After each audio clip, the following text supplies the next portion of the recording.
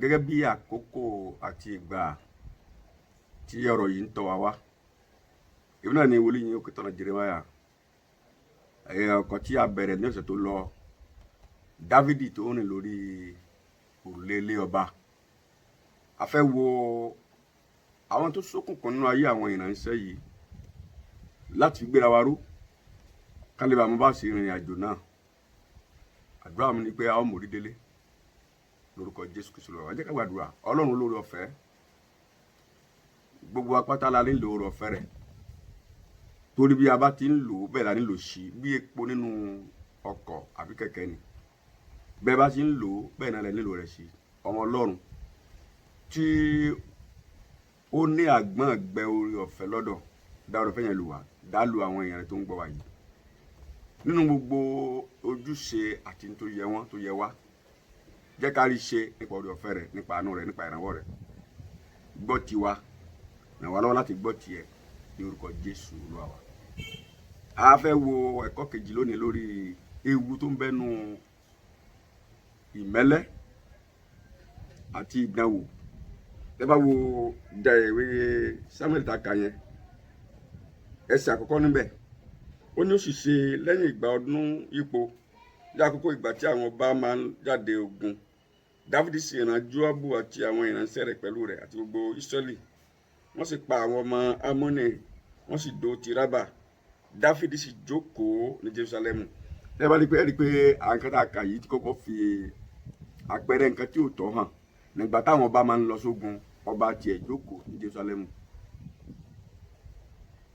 Àwọn ọba yẹ kó wà lójú ogun, àkókò tẹ́ máa ń ṣígun ni, àkókò yẹn lòun kà á sí ìsinmi.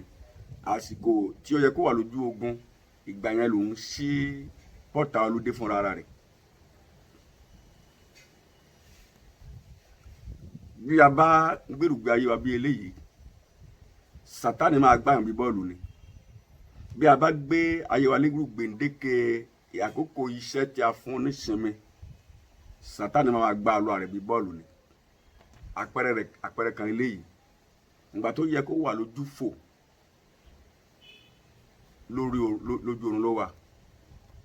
Oorun táwọn sọ nípa rẹ̀ ó lè má jẹ́ oorun tí wọ́n ń sùn gidigidi, ṣùgbọ́n nígbà tí a bá kọ̀tà ò ṣe nǹkan kan, ó wà lẹ́yà ọ̀yà, ó wà lọ́fà ọ̀fà, ó wá tún lọ bìkan wọn lọ fọnà tán ó gbàgbé iṣu. Nígbà tó wà lẹ́yà ọ̀yà, ó wà lọ́fà ọ̀fà, nígbà tí wọ́n á tún múná wá, ó wá múná tán tó gbàgbé iṣu. So irúgbà ayé bẹ́ẹ̀ nírúgbà ayé yìí, ayé tó ti sinmi sínú ara rẹ̀, ayé tó wò pé òun ti arrive, kí ló tún kó òun kù, ìgbádùn ló kù. Ọlọ́run kọ́ mọ́ jẹ́ ká dérú agbègbè bẹ́ẹ̀. Agbègbè tó léwu ni, agbègbè ewu ni. Eléyìí ló sì ń gba náà ṣàkíyèsí wípé báà náà bá sọ ipò wa nù, báà náà bá sọ ojúṣe wa nù, tí a bá ń fi orí ejò ṣeré, ṣe orí ejò ìbáṣà àyè ìbáṣà kú oró ni gbogbo ẹ̀. Bí ejò àyè ṣe lè pa àyàn, bẹ́ẹ̀ ni ejò tó ti kú tó rí yẹn rẹ̀ bá gún yàn lọ́wọ́ àbí egun rẹ̀ bá gún yàn, bẹ́ẹ̀ náà lè pa àyàn. So àti forí ejò ṣeré kò tọ́ rárá. Orí rẹ̀ àyè ewu, orí rẹ̀ òkú ewu. Bẹ́ẹ̀ nígbà tí wọ́n máa ń ṣeré létí bèbè ìdánwò, téèyàn sì rò pé kò sí nǹkan. Ìkankan jẹ́ òye wa nínú Sámúẹ́lì kìíní orí 13 Premier Samuel 13:14, 1 Samuel 13:14. A pè Dávidi ní ẹni bí ọkàn Ọlọ́run. Ẹni bí ẹ̀kan Ọlọ́run ni ó tún aṣubú. Báwo ló fà á? Òun ló máa kírètì ààyè ewu yìí. Olúmọ̀ọ́mọ̀ kírètì ààyè ewu yìí. Kí ni ààyè ewu tó kírètì fúnra rẹ̀?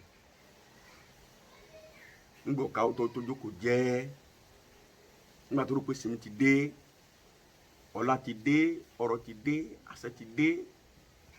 Ṣé nígbà tí Sọ́ọ̀lù ń lé káàkiri bí àparò nínú pápá, só lè rójú obìnrin kan fáyìn obìnrin kan rẹwà? Ṣé nígbà tó lọ kọjú Gólíátì, mọ yóò bẹ tí ó kọjá lẹ́gbẹ̀ẹ́ rẹ̀, mọ yóò bẹ tí ó rí? Báyọ̀ láàrin àwọn ọmọ Ísírẹ́lì, báyọ̀ láàrin àwọn Fílístínì, nígbà tá pa ìgbóná tán mọ iye obìnrin tí ẹ bá obìnrin náà ń kọrin yíká gbàrà tó bọ́ rẹ̀ láàfin báyìí ni wàhálà ti bẹ̀rẹ̀ sórí ojú obìnrin kan gbà náà ṣé Dáfídì tiẹ̀ mọ̀ pé ẹnìkan jẹ́ obìnrin bọ́yọ̀ orosọ abówọ́ skẹ́ẹ̀tì.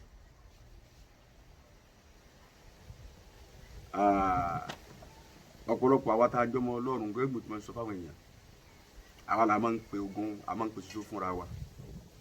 Tẹ́ bá wo ìwé onídàájọ́ orí 3 látẹsẹ̀ ìkíní níbẹ̀ Ọlọ́run sọ fún àwọn Ísírẹ́lì ó láwọn orílẹ̀-èdè ni mo fi sílẹ̀ láti máa dán yín wò.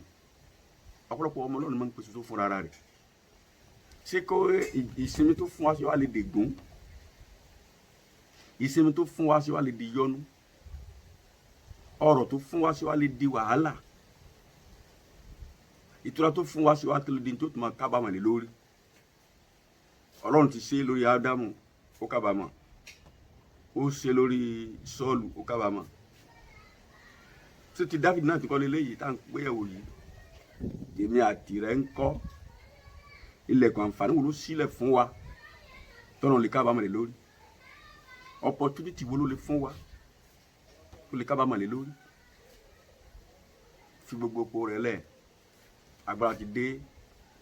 Gbàgbé tí agbára ti dé ọ̀pọ̀lọpọ̀ ti débi pé wọ́n lè gbàdúrà mọ́ lónìí yìí torí wọ́n ti bísí kọjá kan mọ́ gbàdúrà. Àkókò ìdákẹ́jẹ́ tí ẹ máa ń fi gbọ́dọ̀ ń pàdé ọlọ́run àdọ́rọ̀jọ́ máa ń sọ̀rọ̀ ọlọ́run pọ̀ ọmọ mi ọkùnrin ọmọ mi obìnrin kò sáàyè ẹ̀ mọ́. Àkókò ẹ̀kọ́ bíbélì nínú ìjọ àkókò wákàtí àdúrà owó la fi ṣe é síbẹ̀ náà ti pera lọ́mọ Ọlọ́run. Yóò jẹ́ òye wa nínú Róòmù orí 13 ẹsẹ̀ 11 ó lákòókò tó wà lákẹ́jà jí lójú oorun orí ìgbàlà wa súnmọ́ tí ìgbà tá a ti gbàgbọ́ lọ Róòmù 13:11 àkókò tá a ti gbàgbọ́ àkókò ìgbàlà wa súnmọ́ tí ìgbà tá a ti gbàgbọ́ lọ. Dáfídì ẹni ọkàn bí Ọlọ́run ṣé kò yẹ ká tiẹ̀ jẹ́ pé ọ̀wọ̀ tó fún wa nínú tó pé alẹ́ ní ọkàn bí Ọlọ́run tó pé alọ́mọ rẹ̀ kò yẹ ká fún ọ ká dá padà fún Ọlọ́run ni àti wá gbàgbé ara wa. Olúwa má jẹ́ kí n tó fún wa kó di ègún fún wa o, má jẹ́ kí n tó fún wa kó di wàhálà sí wa lọ́rùn o, má jẹ́ kí n tó fún wa kó ní tó kábàámọ̀ lórí. Ó mọ̀ wá ṣùgbọ́n torí pé tí ọba ṣàwọn nǹkan wọ̀nyí aládùá ọgbà àwọn èèyàn tó sì ń wà tó jẹ́ pé múra sí sìn wọ́n lọ lọ́rùn wa ò ká ní nígbà bá tún wá sí tán náà tó tún wá kábàámọ̀ nǹkan. Àpẹẹrẹ Dáfídì lélẹ́yìí nínú ìwé Òwe orí 6 ẹsẹ̀ 11 Òwe orí 6 ẹsẹ̀ 11 ó ní ọ̀lẹ ìwọ ti sùn pẹ́ tó, nígbà wo ni ìwọ dìde kúrò nínú ojú oorun rẹ? Oorun díẹ̀ sí ògbé díẹ̀ sí ìkáwọ́pọ̀ láti sùn díẹ̀, bẹ́ẹ̀ ni òṣì rẹ yóò dé bí ẹni tí ń rìn àjò àti àìní rẹ bí ọkùnrin tí ń hámọ́ra ogun. Oorun díẹ̀ sí ògbé díẹ̀ sí ìgbé ayé àwọn tí wọ́n fọ́ tọ̀dánwò mú nítorí ìtura tí Ọlọ́run fún wọn. Àpọ́sítélì Pọ́ọ̀lù wá sọ nǹkan fún wa ní ìparí nínú Tẹsalóníkà kínní orí 5 láti ẹsẹ̀ 2 ó ní nítorí pé ẹ̀yin tìkára yín máa dájúdájú pé ọjọ́ ló ń bọ̀ gẹ́gẹ́ bí olè lé òru, nígbà tí wọ́n bá wí pé àlàáfíà ti àìléwu, nígbà náà ni ìparun òjijì yóò dé sórí wọn gẹ́gẹ́ bí ìrọbí lórí obìnrin tí ó lóyún, wọn kì yóò sì lè là á.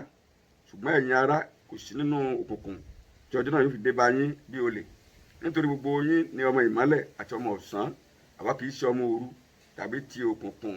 Nítorí náà ẹ má jẹ́ kí a sùn bí àwọn yòókù tí ń sùn, ṣùgbọ́n ẹ jẹ́ kí a máa ṣọ́nà kí a sì máa wà ní àìrékọjá, nítorí àwọn tí ń sùn a máa sùn lé òru àtàwọn tí ń mutípara a máa mutípara lé òru. Ẹ jẹ́ kí àwa bí a ti jẹ́ ti ọ̀sán máa wà lé àìrékọjá, kí a máa gbé ìgbààyà ìgbàgbọ́ àti ìfẹ́wọ̀ àti ìrètí ìgbàlà fún àṣíborí. Nítorí Ọlọ́run yàn wá kì í ṣe sí ìbínú mọ̀ sí àti ní ìgbàlà nípasẹ̀ Jésù Kristi Olúwa wa. Ní tó yàn wá fún leléyìí o kì í ṣe ibi tàbí ìbínú o. Ọlọ́run olórí ọ̀fẹ́ kó ràn wá lọ́wọ́. Ẹ kọ̀nsídà ọ̀rọ̀ yìí ẹ já ronú lórí rẹ̀ yóò sì dára fún wa lórúkọ Jésù wa. Àmín.